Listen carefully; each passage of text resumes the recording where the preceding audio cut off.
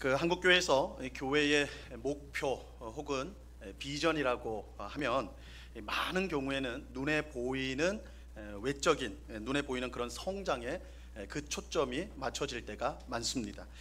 예를 들어서 성도의 수를 크게 늘린다던가 혹은 예배당을 더 지금보다 크고 더 화려하게 그렇게 만든다는가, 이렇게 이제 교회의 목표가 이런 외적인 성장, 눈에 보이는 성장의 그 초점이 맞춰질 때가 많습니다.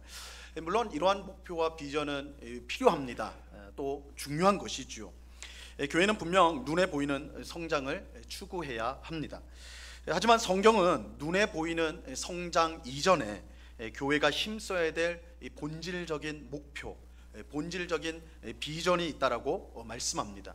그것은 교회의 영적인 성장입니다. 교회의 영적인 성장이에요.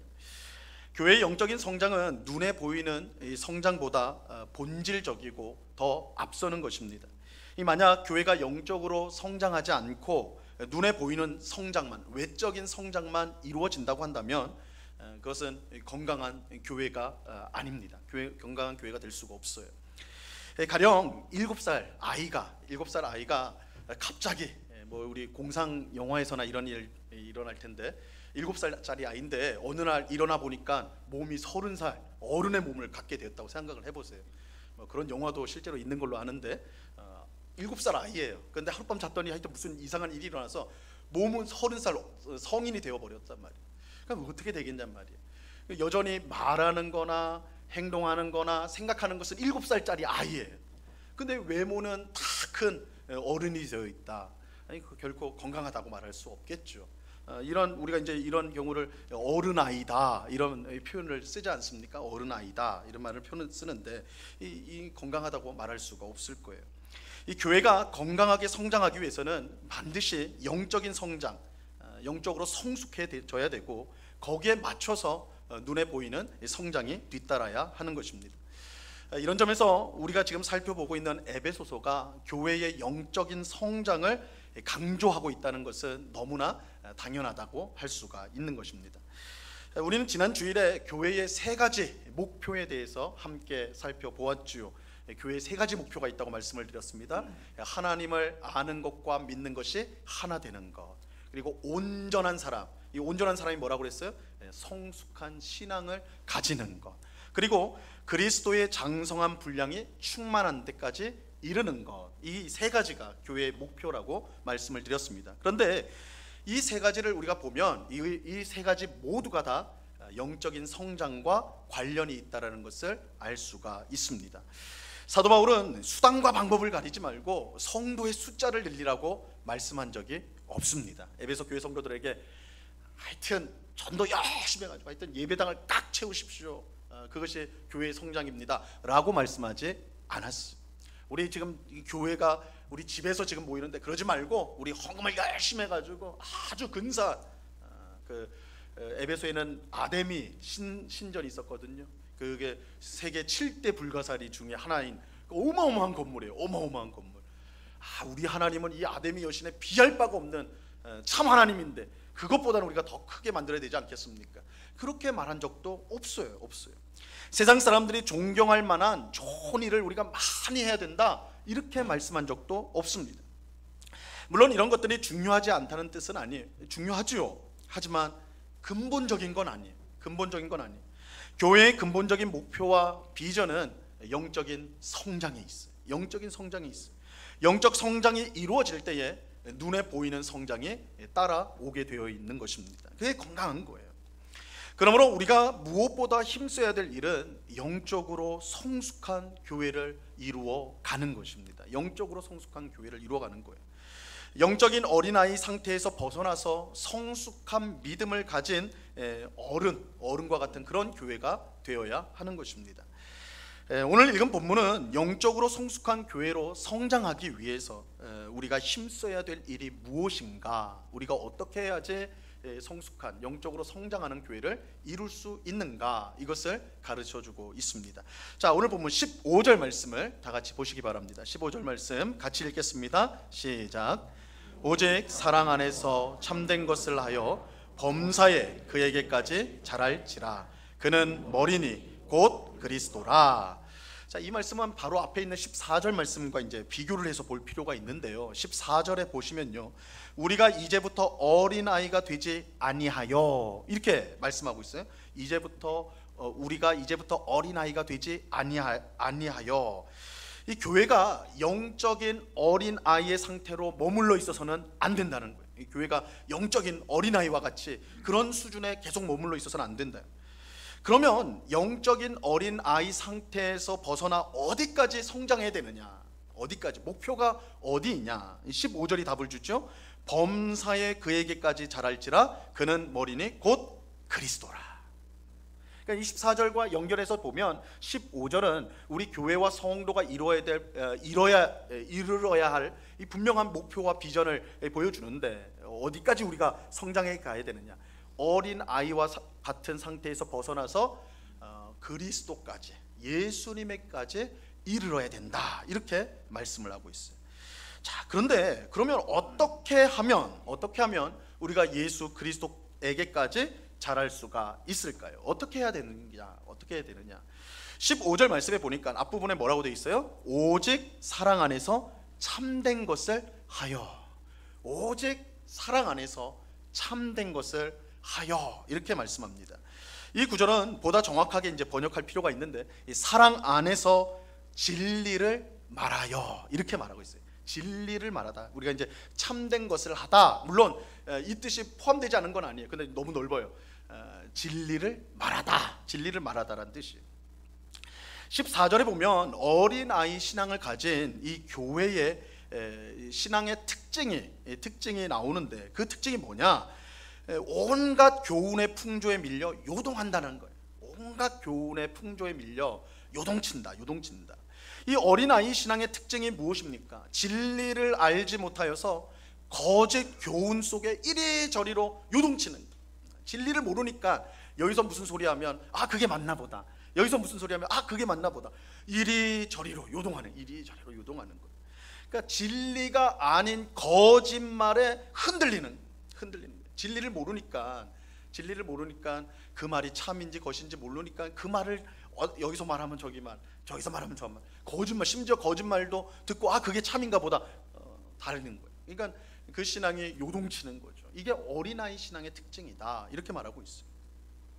어린아이와 성숙한 어른의 차이는 진리를 따라 말하고 행동하느냐에 있습니다. 어린아이와 성숙한 어른의 차이를 말하라고 하냐면, 차이가 뭐냐? 진리를 따라 말하고 행동하느냐, 거기에 그 구별점이 있어요. 어린아이에게는 진리보다 자기의 이익이 더 중요합니다. 저는 어린아이를 폄하할 생각으로 이렇게 말씀드린 건 아니고, 좀 더 본성에 가깝다라는 거예요. 죄된 본성에 더 아이들이 좀 더 가깝다라고 했을 때, 아이들은요, 진리보다 내 눈앞에 있는 이익을 더 중요하게 생각을 해요. 그래서 자기가 얻고 싶은 것이 있으면 거짓말도 그냥 해요. 그죠? 거짓말도 한단 말이에요. 사탕을 분명히 자기 주머니에 있는데, 내가 또 사탕을 이만한 걸 갖고 있으면 주세요. 그러면 너 사탕 있잖아. 없는데요. 그죠? 왜냐면 눈앞에 사탕이 더 커 보이니까 거짓말도 한단 말이에요. 이게 어린아이의 모습이에요. 무엇이 옳으냐보다 무엇이 내게 이익이 되느냐가 더 중요한 거예요. 무엇이 내게 더 이익이 되느냐, 이게 어린아이예요. 하지만 성숙한 어른은 달라요. 자기의 이익보다 진리를 더 중요하게 생각해요. 생각합니다. 그래서 아무리 자기에게 이익이 되더라도 진리가 아니면 따르지 않아요. 이게 성숙한 어른의 모습이에요. 제가 어느 교회 이제 성도님의 이야기를 직접 전해 들은 적이 있습니다. 그 성도님이 이제 지방에서 설렁탕 집을 운영하시는 분인데 꽤 유명한가 봐요. 그래서 줄 서서 들어가는 그런 아주 유명한 집입니다. 근데 이 분이 이제 믿음이 참 좋으신 분이에요. 그래서 하나님을 믿는 내가 정직하게 내가 장사해야 된다, 이런 신념이 있어가지고 이 설렁탕 할 때 이제 그 뼈를 고아서 이제 국물을 만들잖아. 이때 가장 좋은 뼈, 그냥 비싸겠죠. 비싼 뼈를 가지고 내가 하여튼 이제 그 손님들을 속여서는 안 된다, 손님들에게 최상의 것을 줘야 된다, 이 신념을 가지고 제일 비싼 뼈, 제일 좋은 뼈를 공급받아가지고 그것을 고아가지고 설렁탕을 낸대요. 그러니까 뭐 맛집으로 소문이 났겠죠. 근데 어느 날 이분이 이제 뼈를 받아가지고 이제 몇 시간 동안 이제 그 뼈를 끓였는데 그 국물이 이제 우러났겠죠. 근데 이 평소와 색깔이 다른 거예요. 색깔이. 이분이 뭐 몇십 년 한 분이니까 딱 알죠. 그래가지고 이제 전화를 걸었어요. 뼈 판 거기 이제 전화를 걸었더니 그쪽에서 하는 말이 그 평소에 공급했던 그 좋은 뼈들이 다 떨어져가지고 공급이 자기들도 못 받아가지고 좀 그것보다 등급이 낮은 거를 줬다고 이실직고를 하더래요. 너무 미안하게 됐다고. 사장님 너무 미안합니다. 우리가 그 평소에 갖고 있던 걸 못 드려가지고 좀 질이 낮은 거를 드려가지고 그렇게 된 것 같다고. 너무 죄송합니다. 그러면서 이제 덧붙이는 말이 사장님 그래도 장사는 해야 되니까 제가 드린 뼈가 그렇게 나쁜 건 아닙니다. 그러니까 거기다가 프림 몇 숟갈만 넣으면 평소하고 똑같습니다. 비법을 알려준 거예요. 비법을. 그 우리 뉴스 같은 데 보시면 설렁탕집 같은 데서 좀 악덕 그런 데서 아주 저질 뼈 가지고 국물 우려낸 다음에 프림 쫙 넣으면 희뿌옇게 된대요. 그게 뽀얗게 돼가지고 이게 좋은 국물처럼 된다라는 거예요. 그걸 비법을 알려준 거예요. 비법을 알려줬어요. 이 사장님, 성도님이 고민이 안 될 수가 없죠. 고민이 안 될 수 없는 상황이었어요. 만약 다시 이제 좋은 뼈, 내가 아니야 좋은 뼈를 가지고 난 다시 해야 돼. 그러려면 다시 그 뼈를 어디선가 하여튼 구해가지고 다시 고아야 되는데, 그러면 시간이 너무 많이 걸려가지고 이 장사를 할 수가 없는 거야. 그죠? 하지만 눈 한번 딱 감고 그 뼈를 판 사람 말대로 스푼 몇 숟갈 딱 집어넣어서 섞어버리면 색깔은 그전처럼 똑같이 나올 텐데, 그럼 아무 일 없이 그날 그 장사 할 수 있는 거 아닙니까? 그죠? 여러분 같으면 어떻게 하시겠어요? 여러분이 사장님이라면 여러분 어떻게 하시겠어요? 오늘 하루에 지금 그 수익이 이 결정적인 숟가락 몇 스푼에 달려 있는데 여러분 어떻게 하시겠어요? 어렵죠. 이 성도님이요, 그 질낮은 약간 그렇게 뭐 그것도 아닌데 하여튼 조금 질낮은 그 뼈로 아는 그 고운 그 국물을요, 그 많은 거를 다 쏟아 버렸대. 내가 손님 속일 수 없다는 거죠. 그리고 이제 문 닫아버리고 문 앞에 붙였다고 그러죠. 내가 좋은 뼈를 구하지 못해서 이렇게 오늘 장사할 수 없습니다. 그렇게 이제 솔직하게 붙였다고 그래요. 그래서 그날 수많은 사람들이, 그 유명한 맛집이니까 수많은 사람들이 왔는데 그냥 발길을 다 돌려버린 거예요. 그러니까 하루 수익을, 그 선택으로 인해서 하루 수익을 다 날려버린 것이죠. 하지만 놀랍게도요, 이 사실이 이제 사람들에게 알려지게 되었고, 어떻게 해서든 하여튼 알려졌대요. 알려지니까 사람들이 야, 이 집 믿을 만한 집이네 진짜. 진짜 사장님이 믿을 만한 사장님이네, 이렇게 입소문이 났다고 그래요. 그래서 이전보다 더 많은 사람들이 몰려들었다고 합니다. 그래서 오죽하면 그 식당이 고속도로 옆에 있대요. 그러니까 다른 지방으로 가는 차들도 그거 먹으려고 고속도로를 빠져나와서 들어오는 손님들이 그렇게 많을 정도로 유명한 집이 되었다고 합니다. 여러분, 믿음이 성숙한 성도는 자기 이익이 아닌 진리를 따릅니다. 이게 성숙한 성도의 모습이에요. 성숙한 믿음의 모습이에요. 자기를 위해 거짓을 말하지 않고 손해가 되더라도 진리를 말합니다. 손해가 되더라도 참을 말합니다. 그렇게 진리 위에서 흔들리지가 않아요. 진리 위에 서 있고 진리를 붙들고 있기 때문에 여러분, 이익을 따라 움직이면요 흔들릴 수밖에 없어요. 야, 저 그렇게 하면 더 크니, 저렇게 하면 더 크니, 이러면 사람이 요동칠 수밖에 없다고. 그죠? 근데 진리 위에 딱 서 있으면 진리가 아니면 거짓인 거예요. 그러니까 든든히 설 수가 있는 것이죠. 어린아이와 같은 사람이 이런저런 거짓 교훈에 흔들리는 것과 달리 성숙한 믿음을 가진 성도는 진리 위에서 흔들림이 없습니다. 이게 이제 이 성숙한 신앙인의 모습이라 할 수가 있죠. 그런데 사도 바울은 이 성숙한 성도가 진리를 말할 때 반드시 사랑 안에서 해야 된다라고 말씀하고 있습니다. 진리를 말하는 거, 이거 너무너무 중요한 거예요, 이 성숙한 신앙인으로서. 그런데 그것만으로는 부족하고 사랑 안에서 진리를 말해야 된다. 오늘 말씀하고 있습니다. 우리는 진리와 사랑이 함께하기 어려운 것으로 생각할 때가 많습니다. 진리가 있는 곳에는 사랑이 없고 부족하고, 사랑이 충만한 곳에는 진리가 부족하는 이런 현상들이 우리 삶 속에서 너무 많이 일어나요. 그래서 이 둘이 함께하는 거, 야, 이거는 어려운 거 아닌가, 이렇게 생각할 때가 많습니다. 예수님께서 안식일이 되어서 회당에 가신 적이 있습니다. 회당에 가셨어요. 회당에 가니까 한쪽 손이 마른 사람이 있었습니다. 한쪽 손이 말라버려가지고 쓰지 못하는 그런 사람이 있었어요. 그 자리에 있던 바리새인들이 예수님께 묻습니다. 예수님께 물어요. 안식일에 병 고치는 것이 옳습니까? 이렇게 물어요. 그러니까 손 마른 사람이 다 있는 그 자리에 예수님 딱 오셨거든요. 예수님 평소에 그런 병자들을 다 고치셨으니까 바리새인들이 딱 주변에서 딱 그 상황을 연출을 한 거예요. 물어보는 겁니다. 예수님, 안식일에, 오늘 안식일인데 병 고치는 것이 옳습니까? 바리새인들은 안식일에는 아무 일도 하지 말라는 율법을 근거로 해서 만약 예수님이 손 마른 병자를 고치면 그를 고발할 계획을 갖고 있었던 거예요. 그러니까 아마도 이 바리새인들이 일부러 그 상황을 연출했던 것 같아요. 손 마른 사람을 딱 데려와가지고 예수님 딱 들어오실 때 볼 수 있도록 그렇게 연출했던 것 같아요. 그러니까 이 손 마른 사람은 예수님을 함정에 빠뜨리는 그런 역할을 한 것이죠. 미끼와 같았던 거예요. 근데 여러분 생각해 보세요. 여러분 바리새인들이 누굽니까? 지금 이 질문을 하고 있는 바리새인들이 누구예요? 율법의 박사들. 율법을 너무너무 잘 알고 그 율법을 또 너무너무 순종 잘하는, 그래서 많은 사람들이 야 바리새인들이야말로 하나님의 사람이다, 저들이야말로 우리가 본받아야 될 믿음의 사람들이다, 이렇게 인정하는 사람들이 바리새인이었단 말이에요. 하지만 지금 그들의 모습에는요 뭐가 보이지 않아요? 사랑이 보이지 않아요. 사랑이 전혀 보이지 않잖아요. 한쪽 손이 말라서, 여러분 한쪽 손이 말랐다는 것은 그 사람이, 우리가 조금만 생각해봐도, 우리가 그런 고통을 경험해보지 않았다 하더라도 조금만 생각해봐도 그 사람이 얼마나 고통스러운 삶을 지금까지 살아왔을까 우리 쉽게 생각할 수 있잖아요. 한쪽 손이 말라가지고 보기에도 흉측하고 쓰지도 못하고 얼마나 고통스러웠겠냐고요. 그런데 바리새인들은 지금 뭘 하는 거예요? 예수님을 함정에 빠뜨리기 위해서 그 고통스러운 삶을 살아가고 있는 한쪽 손 마른 사람을 미끼로 쓰고 있는 거 아니에요. 그들은 진리의 사람들이었는지는 몰라도 율법을 너무나 잘 알고 하나님의 말씀에 잘 순종하는, 그래서 진리의 사람들이라 말할 수 있을지는 몰라도 그들에겐 사랑이 전혀 없었어요. 진리는 있는데 사랑이 없었어요.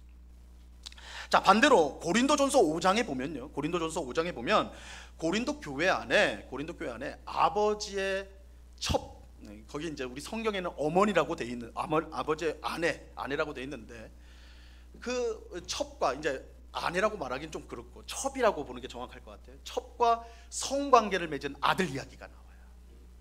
기가 막힌 일이죠. 기가 막힌 일이죠. 교회 안에 첩을 가지고 있는 것도 문제지만, 물론 그거는 2000년 전이지만 전에 이제 이 때문에 그런 문화적인 그런 것들 우리가 감안한다 하더라도, 아무리 그래도 아버지의 첩과 성관계를 맺은 아들이 교회를 다니고 있었어요. 고린도 교회. 참담한 일이죠. 그런데 고린도 교회 대처는요, 그 소식이 알려졌어요. 비밀이 아니라 알려졌단 말이에요. 교회 안에. 그 대처는 더 참담했어요. 그들은 마치 아무 일도 없었다는 듯이 덮어버렸어요. 그 일을 덮어버렸어요. 아마 고린도 교회 성도들은 이 정도 죄쯤이야 얼마든지 이해하고 덮어줄 수 있는 사랑이 우리에게는 있어, 이렇게 생각했는지 모르겠어요. 우리 안에는 사랑이 너무너무 흘러 넘쳐가지고 이런 죄쯤이야 얼마든지 우리는 눈 감아줄 수 있지, 이해할 수 있지, 덮어줄 수 있지, 그렇게 생각했던 것 같아요. 그들은 사랑으로 흉악한 죄를 그냥 덮어버렸어요. 그들은 간음하지 말라는 하나님의 율법을 무시했어요. 그들은 비록 사랑의 사람들이었을지 몰라요. 이거 보면서 이야, 저런 사람들, 저런 죄인까지도 품어주나? 야, 저들은 얼마나 큰 사랑인가? 혹시 사랑의 사람들이었다고 말할 수 있을지 몰라도 그들은 진리의 사람은 아니었어요. 그들에겐 진리가 전혀 보이지 않아요. 자, 이처럼 진리와 사랑은 어느 한쪽으로 쏠리기가 쉽고, 그래서 둘을 함께 붙잡는 것은 어려운 일이라고 우리가 생각을 합니다. 이 둘을 붙잡는 것은 참으로 어려운 일이다. 하지만 이것은 결코 성숙한 신앙이 아닙니다. 여러분, 성숙한 신앙은요, 진리와 사랑 중 어느 한쪽만 붙드는 것이 아니라 둘 다 붙들어야 돼요. 성경이 말하는 성숙한 신앙, 영적인 성장이라는 것은 진리와 사랑을 함께 붙잡는 것입니다. 오늘 본문에 나오는 사도 바울의 말씀처럼 사랑 안에서 진리를 말하는 거예요. 그냥 진리만 말한다, 그럼 바리새인들이죠. 그냥 사랑만 행한다, 그러면 고린도 교회 성도들이죠. 그게 성숙한 신앙이 아니에요. 사랑 안에서 진리를 말하는 것이 우리가 추구해야 될, 예수 그리스도까지 이르러야 될 목표란 말이에요. 진리와 사랑을 붙들어야 돼. 진리와 사랑을 함께 붙잡지 않으면 절대 성숙한 신앙에 이를 수가 없습니다. 우리는 진리와 사랑이 하나가 된 가장 위대한 곳을 이미 알고 있습니다. 여러분, 우리가 이것이 그냥 머릿속으로만 진리와 사랑은 하나가 되어야 된다 이렇게 한다면 참으로 곤란스러운 일일 거예요. 그런데 성경에 분명히 진리와 사랑이 하나 된 곳을 우리에게 알려주고 있어요. 분명히 보여주고 있어요. 그것은 바로 예수님이 매달리신 십자가예요. 십자가. 여러분은 예수님의 십자가를 생각할 때 무엇이 보이십니까? 여러분, 예수님의 십자가를 생각할 때 뭐가 보이는가요? 죄인을 구원하고자 하시는 하나님의 사랑이 보입니까? 아니면 죄를 반드시 심판하시고야만은 공의의 하나님, 진리의 하나님이 보이십니까? 사실 이 둘 다 보이죠. 십자가에서 다 보여요. 우리는 예수님의 십자가에서 하나님의 사랑과 하나님의 진리가 분리되지 않고 하나가 된 가장 완벽한 모습으로 나타나는 것을 볼 수가 있습니다. 무엇보다 예수님의 십자가는 하나님의 사랑을 보여줘요. 우리 죄인이 스스로 구원을 받을 수 있는 방법은 전혀 없습니다. 왜냐하면 우리 중 어느 누구도 스스로의 힘으로 죄의 문제를 해결할 수 있는 사람이 없기 때문입니다. 죄의 문제를 해결하지 못하면 우리를 기다리는 것은 오직 하나밖에 없어요. 지옥이에요. 지옥만이 우리를 기다릴 뿐이에요. 근데 하나님은 그런 우리를 사랑하셔서 우리의 죄 문제를 해결해 주셨습니다. 무엇을 통해서요? 아무 죄 없는 그의 아들 예수님을 십자가에 못 박는 것을 통해서입니다. 이것은 그야말로 하나님의 놀라운 사랑이지요. 왜냐하면 하나님이 우리 죄인을 위해 스스로 그렇게 하셨기 때문에, 그렇게 해야 되는 상황이었기 때문에 그런 게 아니에요. 하나님에게 어떤 의무가 있었기 때문에 그렇게 한 게 아니라고요. 하나님이 스스로 하셨어요. 하나님 스스로 우리를 위해 자신의 가장 귀한 독생자의 생명을 내어 놓으셨어요. 이것보다 더 큰 사랑은 이 세상에 없지요. 이와 동시에 예수님의 십자가는 하나님의 진리를 보여줘요. 하나님은 죄를 결코 용납하시지 않고 반드시 심판하시는 하나님입니다. 여러분, 우리가 교회에서 늘 하나님은 사랑이라고만 이렇게 하니까 이 균형이 무너진 때가 많지만, 성경은 하나님이 정의의 하나님이시오, 공의의 하나님이라는 것을 똑같이 강조합니다. 여러분, 구약 성경을 보세요. 하나님은 심판의 하나님이세요. 죄를 결단코 용납하지 않습니다. 죄와 불의는 하나님과 결코 함께할 수가 없어요. 그렇게 죄인인 우리를 하나님은 반드시 심판하셔야 마땅합니다. 진리의 하나님은 절대로 우리의 죄에 눈 감으실 수가 없습니다. 그래서 하나님이 하신 일이 예수님을 십자가에 내어주신 거예요. 예수님은 아무 죄가 없기 때문에 십자가에 매달릴 이유가 없었습니다. 하지만 하나님은 아무 죄 없는 예수님에게 우리 죄를 대신 짊어지게 하심으로 우리를 위해 심판을 받도록 하셨어요. 이로써 죄의 심판이 이루어졌고 우리는 구원을 받게 된 것입니다. 이처럼 예수님의 십자가는요, 사랑과 진리가 만나서 하나가 된 가장 아름다운 장소라고 할 수가 있어요. 여러분, 어디에 사랑과 진리가 하나 된 곳이 있습니까? 우리는 어디서 그것을 볼 수 있습니까? 예수님의 십자가에서 사랑과 진리가 하나 된 모습을 우리는 볼 수가 있습니다.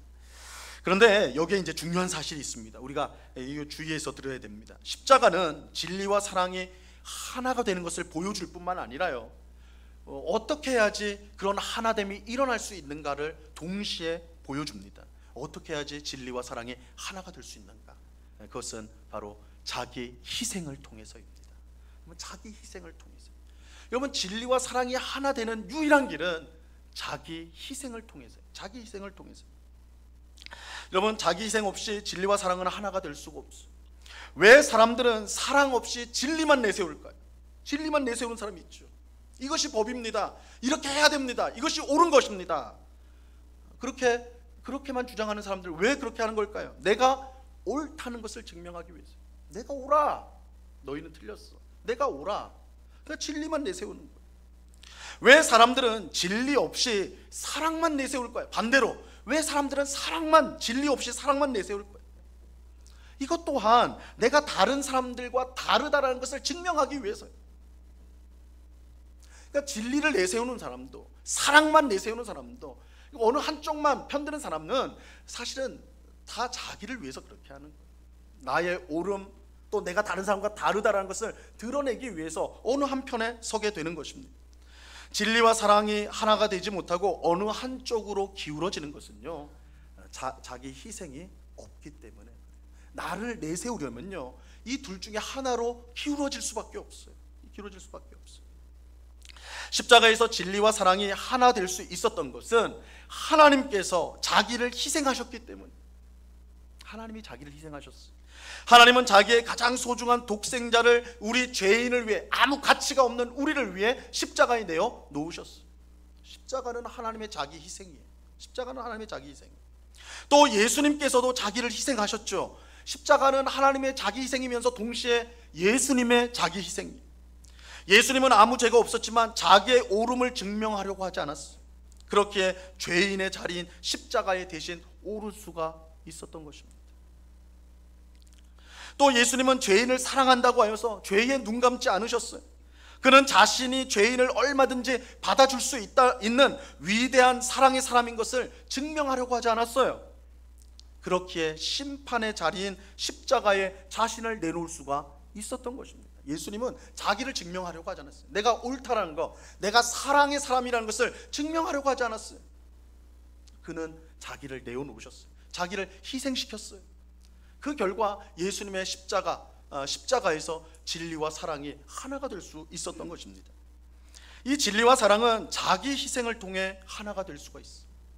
자기 희생이 없으면 우리는 진리와 사랑 그 중 둘 중 한편으로 기울어질 수밖에 없어요. 물론 세상 사람들은 이 둘도 다 외면하죠. 지금 성도들을 말하는 거예요. 우리가 성도인데, 우리 성도, 하나님을 믿는 성도가 진리와 사랑 이 두 편을 붙잡지 못하고 한쪽 편으로 기울어지는 게 너무너무 쉬워요. 어떤 사람은 율법이에요, 어떤 사람은 말씀이에요, 법이에요, 또 어떤 사람은 무조건 사랑이에요, 연민이에요, 불쌍히 여기는. 자기 희생이 없으면 이 둘 양 극단으로 나갈 수밖에 없다. 자기를 희생시킬 때에만 진리와 사랑을 하나로 묶어낼 수가 있어요. 자기를 희생시켜야만 그럴 수가 있는 거예요. 여러분, 우리가 성숙한 신앙으로 성장하기 위해서 자기 희생이 필요하다는 사실을 분명히 알아야 합니다. 자기 희생 없이는 진리와 사랑은 하나가 될 수가 없고, 그렇다면 성숙한 신앙으로 성장할 수가 없습니다. 우리가 예수님에게까지 자라는 교회가 되기 위해서는 자기 희생을 통해 사랑 안에서 진리를 말할 수가 있어야 하는 것입니다. 여러분, 자신을 희생하려는 성숙한 신앙을 가진 성도가 교회에 많으면 많을수록 그 교회는요, 진리와 사랑이 하나 된 참으로 복된 교회가 될 것입니다. 어떤 죄인이든지 받아주고 섬기는 사랑의 교회가 될 뿐만 아니라 동시에 죄를 미워하고 멀리하는 거룩한 교회가 될 수 있는 것입니다. 이것은 선택사항이 아니에요.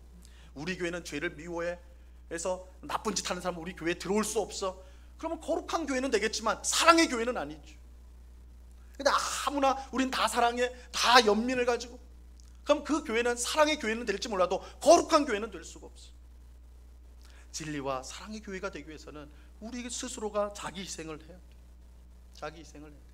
진리만 붙들고 있는 사람은 사랑에 대해서 자기 희생을 할 수 있어야 돼요. 사랑만 붙들고 있는 성도는 이 진리를 위해서 자기를 희생할 수 있어야 돼요. 그럴 때 그 교회는 한편으로는 사랑의 교회, 하나는 한편으로는 진리의 교회로 같이 설 수가 있는 것입니다. 여러분, 교회의 목사를, 저 같은 목사를 비롯한 모든 직분자가 먼저 자기 희생을 실천한다면 얼마나 멋진 교회가 될 수 있을까요? 진리의 말씀을 따라 말하고 행동하는데 그 모든 것이 사랑 안에서 이루어진다면, 저 목사님은 참 말은 다 맞는데 내가 상처가 돼. 왜요? 진리를 말하지만 사랑 안에서 안 하니까. 저 집사님은 참 사랑은 많은데 이리저리 왔다 갔다 해서 내가 종잡을 수가 없어. 사랑은 있지만 진리가 없기 때문에. 그러니까 진리의 말씀을 따라 말하되 그 모든 것을 사랑 안에서 하는 것. 그렇다면 우리는 그 교회 안에서 천국을 누리게 될 거예요. 여러분, 천국은 결국 어떤 곳일까요? 진리와 사랑이 하나가 된 곳이 천국 아니겠어요? 저는 우리 은곡교회가 그런 교회가 될 수 있기를 간절히 바랍니다. 자기 희생을 통해 진리와 사랑이 아름답게 하나 된 교회, 그래서 교회의 머리이신 예수님에게까지 자라는 그런 교회가 될 수 있기를 바랍니다. 그런 교회가 될 때 다양함 속에 하나가 되어 하나님 나라를 세상 가운데 선전하는 그런 복된 교회, 성교적 교회가 될 수가 있을 것입니다. 오늘은 장로와 권사 선거가 있습니다. 이제 예배를 마치고 우리 임시공동회를 하는데요. 근데 여러분, 우리 오늘 하는 이 선거는 이 세상의 선거가 아닙니다. 세상의 선거와 완전히 달라요. 세상의 선거는 잘난 사람, 능력 있는 사람, 훌륭한 사람을 뽑는 것이죠. 뭐 그렇게 대놓고 그렇게 말하죠. 하지만 교회 선거는 교회 머리신 예수님이 자기 희생으로 교회를 섬길 일꾼을 세우는 것이에요. 비록 우리가 투표를 하지만, 우리가 성도님들이 투표를 하게 됩니다. 우리가 투표를 하지만, 그러나 우리 꼭 기억하셔야 돼요. 일꾼을 택하여서 세우는 건 예수님이에요. 이게 세상 선거랑 다른 점이에요. 세상은 국민이 주권으로 해서 국민이 일꾼을 뽑지만, 교회는 우리의 일꾼이 아니라 예수님의 일꾼을 예수님이 세우세요. 그 방법이 우리의 투표를 통할 뿐인 것이에요. 그러므로 우리는 예수님이 하시는 일에 우리 자신을 드려야 합니다. 여기에 사람의 생각이 조금이라도 들어가서는 안 돼요. 우리는 기도하는 마음으로 투표해야 됩니다. 여러분, 우리가 기도하는 마음으로 투표에 임해야 돼요. 오직 예수님의 뜻만이, 이 은곡교회의 참 주인이신 예수님의 뜻만이 드러나게 해달라고, 우리가 그런 기도하는 마음으로 투표에 참여해야 하는 것입니다. 오늘 투표를 통해 세워지는 분들은 예수님이 세우셨다는 것을 명심해야 돼요. 야, 내가 교회에서 그래도 좀 인정을 받는구나, 사람들이 그렇지 내가 일한 거 다 알아주는구나, 이렇게 생각하시면 안 돼요. 그러면 그 교회 선거가 되는 게 아니에요. 예수님이 세우신 거예요. 예수님이 불러 세우신 거예요. 그래서 내가 인정받았다 그렇게 생각하시면 안 되고, 자기 희생으로 교회를 섬기도록 주님이 불러주셨다는 사실을 명심하셔야 돼요. 예수님의 교회를 섬기는 것은 한 나라의 대통령이 되는 것보다 더 영광스럽고 복된 일이에요. 왜냐하면 예수님은 한 교회의 주인일 뿐만 아니라 온 세상을 다스리는 주님이 되시기 때문입니다. 그분의 일꾼이 된다는 것은 세상의 영광과는 비교할 수 없는 영광이에요. 하지만 그 영광을 받은 우리는 그것이 자랑과 명예가 아니라 자기 희생과 섬김으로 일해야 하는 것입니다. 오늘 예배하는 우리 모두가 자기 희생으로 오직 사랑 안에서 진리를 말하여서 예수님을 닮아가는 그런 성숙한 교회, 성숙한 성도가 될 수 있기를 간절히 바랍니다. 여러분, 진리만으로는 안 돼요. 진리만으로는 안 돼요. 이게 법이에요. 이게 말씀이에요. 이것만으로는 안 돼요. 또 한편으로는 사랑만으로도 안 돼요. 사랑으로 합시다, 은혜로 합시다, 이것만으로도 안 돼요. 진리와 사랑이 하나가 돼요. 진리와 사랑이 하나 돼요. 그러기에 우리는 예수님을 본받아서 자기를 희생할 줄 알아야 돼요. 내가 죽으면 해결돼요. 내가 희생하면 해결이 돼요. 내가 살려고 하면 진리와 사랑은 분리될 수밖에 없어요. 그러나 내가 죽으면, 내가 희생을 하면 진리와 사랑은 하나가 될 수가 있습니다. 그럴 때 우리는 성숙한 믿음으로 예수님을 닮게 되고 하나님이 기뻐하시는 교회가 될 수가 있는 것입니다. 이 귀한 역사가 오늘 우리 모두를 통해서 우리 교회 가운데, 또 우리 성도들 개인의 삶 가운데 일어날 수 있기를 간절히 바랍니다. 그래서 진리와 사랑이 하나가 된 이 예수님을 닮은 우리 교회, 예수님을 닮은 우리 모든 성도가 될 수 있기를 우리 주님의 이름으로 간절히 축원합니다. 기도하겠습니다. 하나님 아버지, 감사합니다. 오직 사랑 안에서 진리를 말하라고 하십니다. 진리와 사랑이 하나 된 것만이 예수님에게까지 이르는 유일한 길입니다. 영적인 성숙입니다. 아버지 하나님, 그러나 이 진리와 사랑이 하나 되기 위해서는 반드시 자기 희생이 있어야 합니다. 우리 자신을 내세우고 자랑하고 우리가 옳다고 주장하면 진리와 사랑은 하나 될 수가 없습니다. 우리가 죽을 때에, 우리가 희생할 때에, 우리 자신을 낮출 때에야 진리와 사랑이 하나가 될 수 있고, 그것을 통해 교회는 예수님을 닮고, 그래서 주님의 기뻐하시는 교회로 세워져 갈 수가 있게 됩니다. 이 사실을 우리가 분명히 기억하고, 나 자신이 먼저 희생함으로, 스스로 희생함으로 진리와 사랑이 하나 된 성도의 삶, 또한 교회를 이루어가기 위해 힘쓰는 저희 모두가 되게 하여 주시옵소서. 우리 은곡교회 모든 성도들이 진리와 사랑이 하나 된 정말 하나님이 기뻐하시는 성숙한 믿음으로 교회를 섬기며 이 세상 가운데 복음을 전파하는 귀한 사명을 감당할 수 있도록 은혜 내리워 주시옵소서. 감사하며 예수 그리스도 이름으로 기도드리옵나이다. 아멘.